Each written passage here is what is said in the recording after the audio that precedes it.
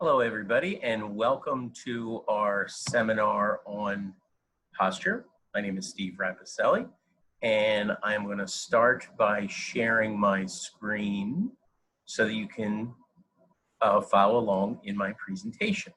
And you're going to want to have paper and pencil ready to jot some ideas down as I tell you, because honestly, these tips we've learned over 30 years here at Performance Physical Therapy, and you're going to want to be part of it and to remember it. So the presentation today is, as you can read, posture, how to look smarter, younger, and thinner, which is only partially a lie, but I won't tell you which one it is, or preventing injuries while looking good doing it. So that is my attention-grabbing headline that I think that pulled you right in, and now you just want to know exactly what I'm about to talk about.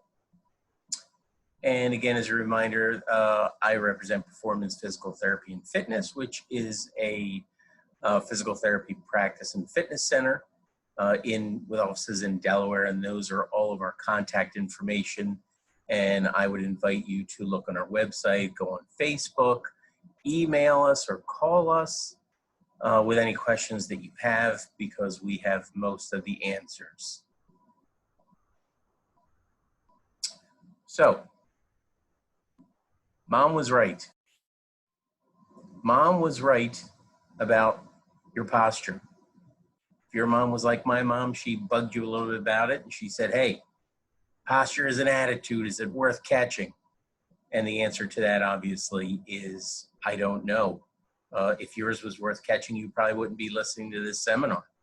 And here we have an example of a typical bad posture these days, and I think we are all a little bit uncomfortable when we see that picture, because that looks like you and it looks like me, especially the last couple months. So probably your posture is not worth catching, but you are here to improve it, and I have some of the answers. You can't talk about posture unless you talk about your spine. And here is a picture of a spine taken from the side. And I don't want to get into too much detail, but your spine is basically made up of different segments. The one where your neck is your cervical spine. The mid part of your back is the thoracic spine. The lower is the lumbar spine, and the bottom is the sacrum. Now, your spinal column has curves, and you can see those front to back curves as you look at this picture from the side. And those curves are meant to provide both flexibility and rigidity to your body. It allows you to move, and it allows something that your muscles can contract against so that you can move. So your spinal column has a very interesting job. Those muscles, those tendons, those ligaments attach to the spine and give both flexibility and stability. Now, I'm putting this slide up here just so you understand that you hear those contrasting terms, because really flexibility and stability are kind of sort of two different things.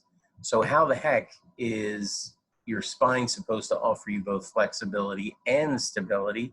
And how does that affect your posture? And why should I even care? Well, these contrasts are why 95% of you are just about to raise your hand digitally, because I'm about to ask this question. How many of you have ever had back, neck, or even shoulder pain? Probably all of you. In fact, in all the years that I've been giving this talk, just about 100% people have some sort of neck, back, and shoulder pain. Why? Because I think that the postures that we are habitually in leaves us vulnerable to injury.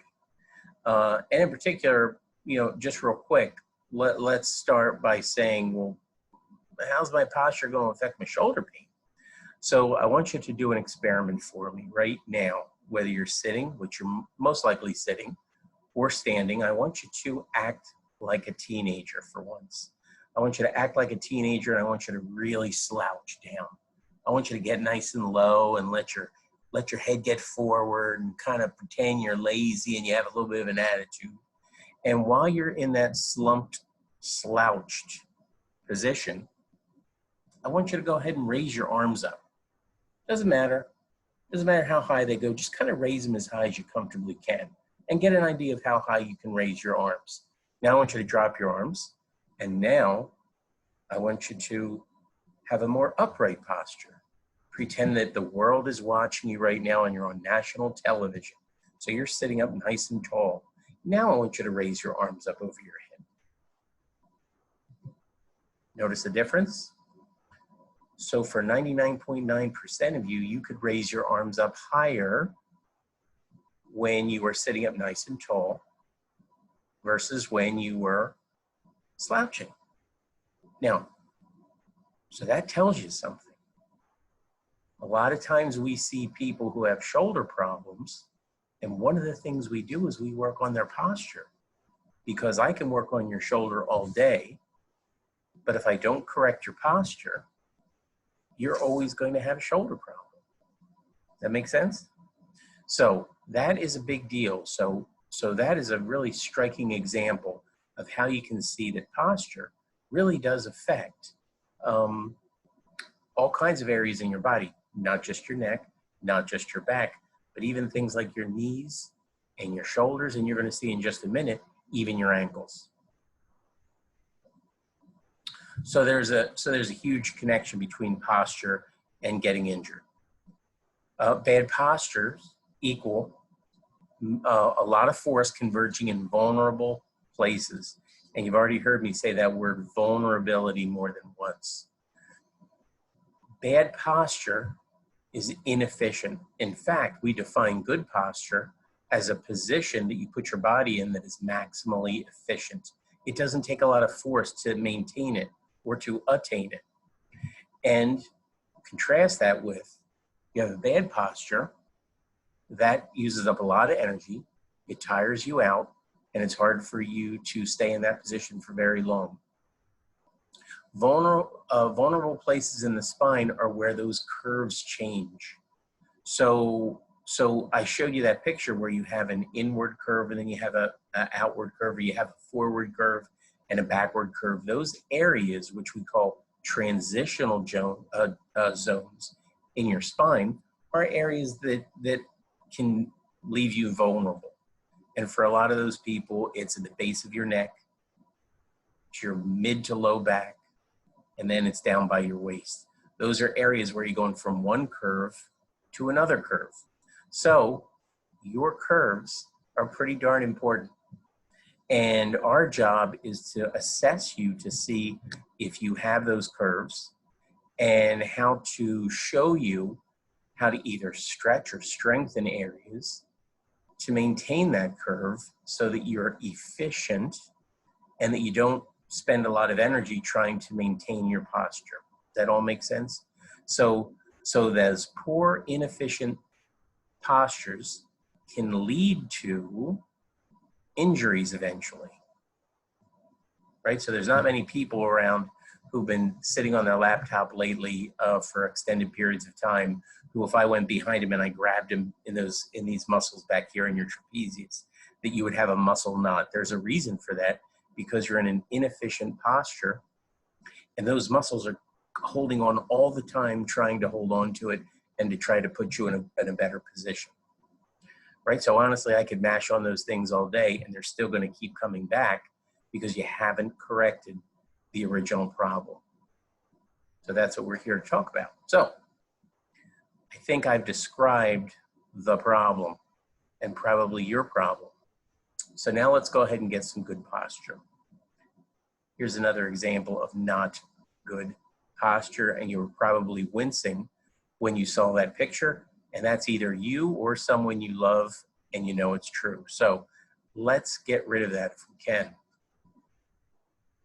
So for good posture, you really need to be flexible and strong and not like this cartoon of Charles Atlas, tight and weak, right? Because we don't want people kicking sand in your face all day at the beach. We want you to be flexible and strong. The key here and the challenge for us is to decide where you're flexible, where you're not flexible, where you're strong, and where you're weak. Now, in general, I will tell you that after seeing thousands and thousands of patients, we can pretty much predict where you're going to be tight, where you're going to be stretched out, where you're going to be weak, and where you're going to be strong. Because we've seen it for so many years. So I'm going to show you just a few things, a few tips that you can start doing. Now, there's 2 easy posture tests that I want you to start doing. And you can do it right now, you can do it right here, and I'll talk you through it. These 2 easy posture tests are for your neck, and the other one is for your ankles, believe it or not. And I'm going to talk about that in a second, but let's get to this one first. So all you need to do is to find a wall. And hopefully at home you have a wall. So I want you to stand against the wall, and it just so happens this very attractive, handsome subject, who happens to be me, is going to, on the left, you can see where this test begins. And all I want you to do, simply put, is to stand against the wall. Now, I want your shoulder blades against the wall. I want your butt against the wall. Your feet can be away from the wall. And while you're standing against the wall, I want you to try to feel if the back of your head touches the wall. If the back of your skull does not easily touch the wall, you have what's known as a forward head posture. And that's one of the first things that you need to start working on, is to reduce that forward head posture. Now, you can see here me on the right-hand side, and that's what the end of this test looks like, where I'm trying to put my head against the wall. And you can see the ravages of time have affected my posture, because I really can't get my head against that wall at all. Not even uncomfortably, it's just I can't do it. So this is probably something that I should start doing. And that's okay, I don't mind telling you all that. So this is a great, not only test, but it's also a great exercise that you all can do. And that is every day, stand against the wall. Maybe you do it first thing in the morning. Maybe you do it the last thing in the day. Maybe you do it after every meal, because you'll forget to exercise, but you won't forget to eat. And what you do is you stand up against this wall, and you try to keep your chin down, and you try to get that head back. And what I tell people is you give yourself a double chin. It is not pretty. You're not going to want to do this in public. You're not going to do this at the grocery store, but you're going to do it at home. And eventually, with time, you will start to get further and further back, and your neck will be in a better position. You see how I'm trying to push it back, pushing it back, pushing it back. For some of you, when you do this, you'll notice that your voice actually changes, because your vocal cords get stretched out when you do that, and they also stretch in a different way when you have a forward head posture. So that's the first easy posture test that I want you to try. Here's the second one, and it's going to sound strange and you're not going to understand it at first, but that's what's exciting. And that is the seated ankle stretch test. Now, I'm gonna walk you through this. So what you do, and here's that darn good-looking subject again, who is getting ready to test the flexibility of his ankles. Believe it or not, if you have really, really tight ankles, it throws your posture off. So I would tell you that back in the day, you know, when I would be treating little 90-year-old women who would spend their entire career in high heels, and then when they would retire and they would no longer wear high heels, they would start falling over backwards because their ankles were so darn stiff from years of wearing heels that they couldn't elongate their calf muscles. They couldn't stretch them out, and it would make them unbalanced. Now that sounds like a crazy story, but it's true. So this is a way for you to test your own flexibility of your ankles to see if maybe you need to stretch them out. And all you need is a flat-backed chair. So on the left-hand side, here I am sitting in a chair, And there's a couple rules. My back is fully against the back of the chair. My knees are at 90 degrees. My feet are underneath, and my heels are flat on the ground. So it looks like my knees are at 90 degrees. That means that they're at a right angle, right? And then from there, what I want you to do without moving your feet, I want you to scoot forward in the chair so that your butt is all the way at the edge of the seat, without falling off. Does one of your heels or both come off the floor? Now, I'm not sure if you can see this really precisely from the picture, but in this one I exaggerated it a little bit, so hopefully you can see it. But the foot that is closest to the picture is off the ground, right? So this is a picture showing me with a tight ankle on my right side, because I can't scoot forward to the edge of the chair with my heel staying on the ground. So that's something that person should be working on, doing a calf stretch. Does that make sense? So I just showed you 2 easy posture tests that you can try right now, and you can use these as even exercises if you want. Now, there's a whole bunch of other ones. In fact, I have a whole nother seminar on flexibility tests, exercises that you should be doing, and strengthening exercises that you should be doing, and even a couple other tests that you can perform at home. But that's not for this seminar. This is just kind of a taste test of how important posture is, and to give you some value and for you to try these things at home. But I do